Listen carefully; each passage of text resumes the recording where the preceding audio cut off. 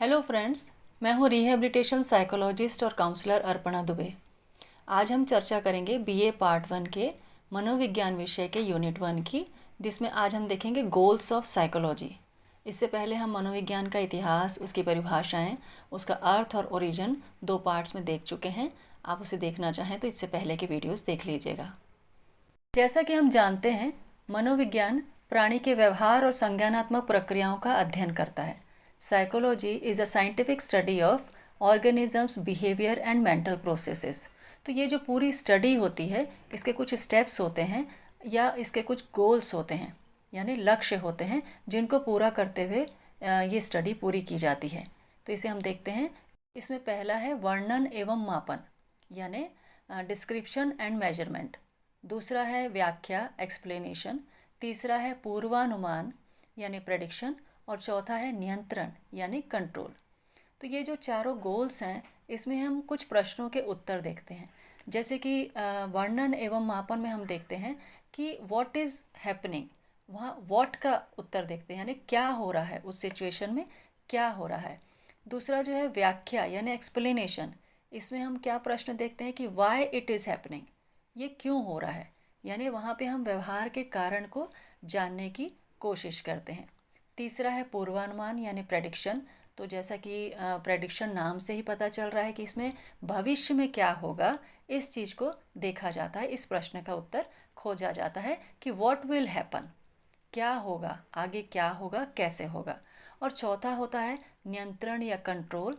तो ये अगर व्यवहार में चेंज करने की ज़रूरत है तो कैसे चेंज किया जाए बिहेवियर को, how can it be changed, यानी इस चीज़ का उत्तर देखा जाता है कि व्यवहार बदलने या नियंत्रित करने के लिए क्या किया जाए और कैसे किया जाए।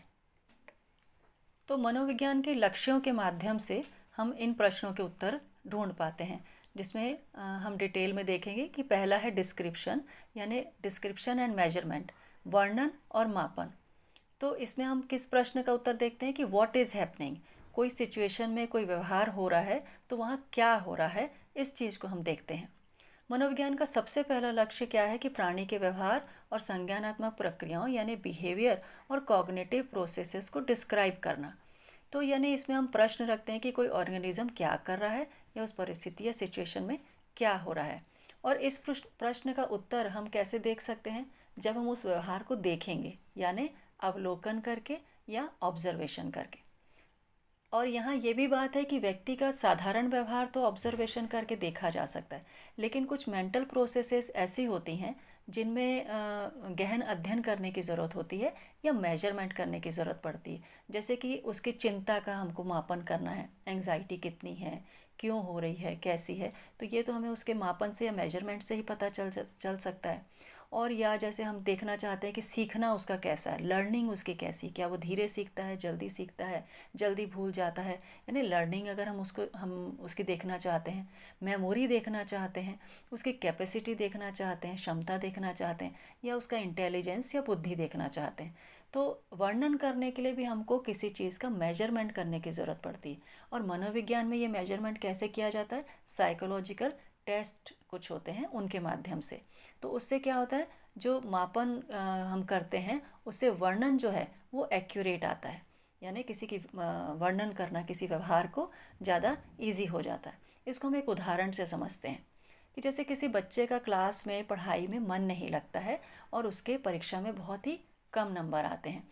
तो इसमें अगर नॉर्मल ऑब्जर्वेशन करेंगे तो हम क्या कह सकते हैं कि बच्चे का हो सकता है क्लास में ध्यान नहीं देता है, वो अटेंटिव नहीं है, उसकी तबीयत खराब हो सकती है, उसका मन नहीं लग रहा है ना, और इसलिए वो नंबर कम लेके आता है। लेकिन यदि उसके व्यवहार का ठीक से वर्णन करने के लिए, डिस्क्रिप्शन करने के लिए कहा जाए कि भाई इसके व्यवहार का पता लगाया जाए कि ये ऐसा व्यवहार क्यों कर रहा है, तो उसके लिए हमको क्या करना पड़ेगा, साइकोलॉजिकल टेस्ट की मदद लेनी पड़ेगी, यानी मापन या मेजरमेंट करना पड़ेगा।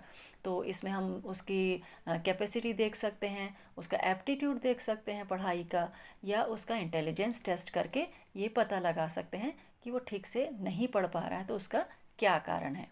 फिर दूसरा है व्याख्या यानी एक्सप्लेनेशन।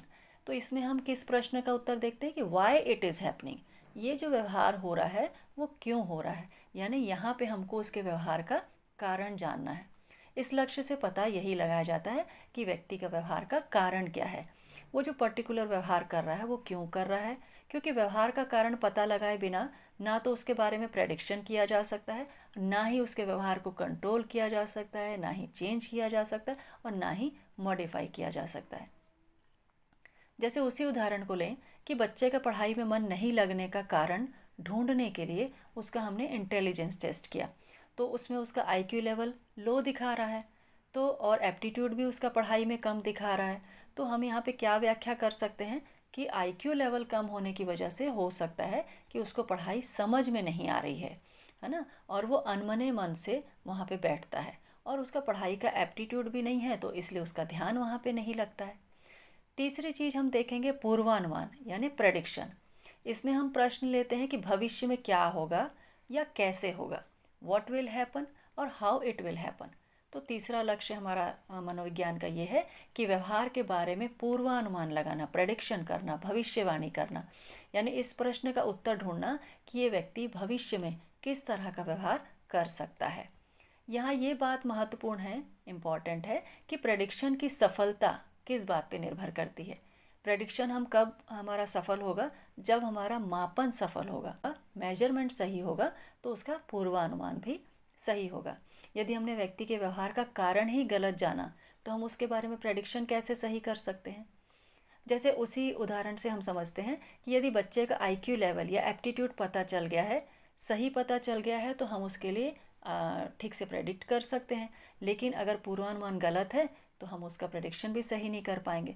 अगर हमें पता चल गया है कि उसका आईक्यू लेवल कम है या एप्टीट्यूड भी पता चल गया है, तो हम देख सकते हैं कि वो पढ़ाई आगे कैसे कर पाएगा या किस लेवल तक की पढ़ाई वो कर पाएगा या उसको क्या सिखाया जा सकता है, ये हम पूर्वानुमान लगा सकते हैं। चौथा है नियंत्रण या कंट्रोल, इसे हम चेंज भी कहते हैं।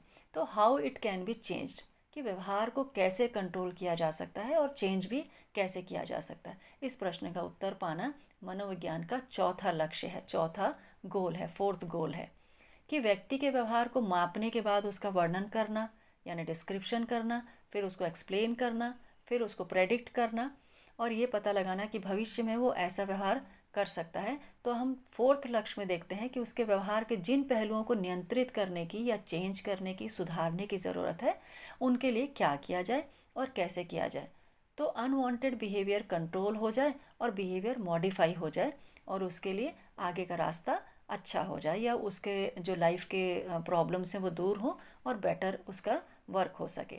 जैसे उदाहरण के लिए जब बच्चे का आईक्यू लेवल पता लग जाए तो उसकी क्षमता या कैपेसिटी को कैसे डेवलप किया जाए या पढ़ाई के अलावा किस एरिया में वो बेहतर है, किस एरिया में वो और बेहतर हो सकता है, या पढ़ाई में उसका जो मन नहीं लग रहा है तो उसके मन को लगाने के लिए और कौन सी मेथड्स यूज़ की जा सकती हैं, उसे कैसे ट्रेंड किया जा सकता है। अगर उसको ऑडियो से अच्छे से समझ में आ रहा है तो ऑडियो के तरीके से क्या उसके पढ़ाई को बेटर किया जा सकता है। अगर वो विजुअली देख के विजुअल चीज़ें देख करके अच्छे से समझ पाता है तो क्या उस पैटर्न से समझाया जा सकता है। तो ये सारी चीज़ें जो हैं स्टेप बाय स्टेप गोल्स पूरे करते हुए ही उस व्यक्ति के, उस बच्चे के या पर्सन के व्यवहार को हम स्टडी कर सकते हैं। तो इस तरह से हमने देखा कि कैसे मनोविज्ञान अपने लक्ष्यों से ऑर्गेनिज्म के व्यवहार को समझ करके उसके बेहतर जीवन के लिए काम करता है। ये वीडियो यहीं तक के, ये वीडियो आपको कैसे लगा हमें कमेंट करके ज़रूर बताइएगा और नेक्स्ट टॉपिक लेके हम जल्दी ही अगले वीडियो में आएंगे। हमें कमेंट तो आप कीजिएगा ही, लाइक शेयर और सब्सक्राइब भी ज़रूर कर दीजिएगा ताकि सारी अपडेट्स आपको बहुत ईजीली जल्दी जल्दी मिलती रहें। Thank you.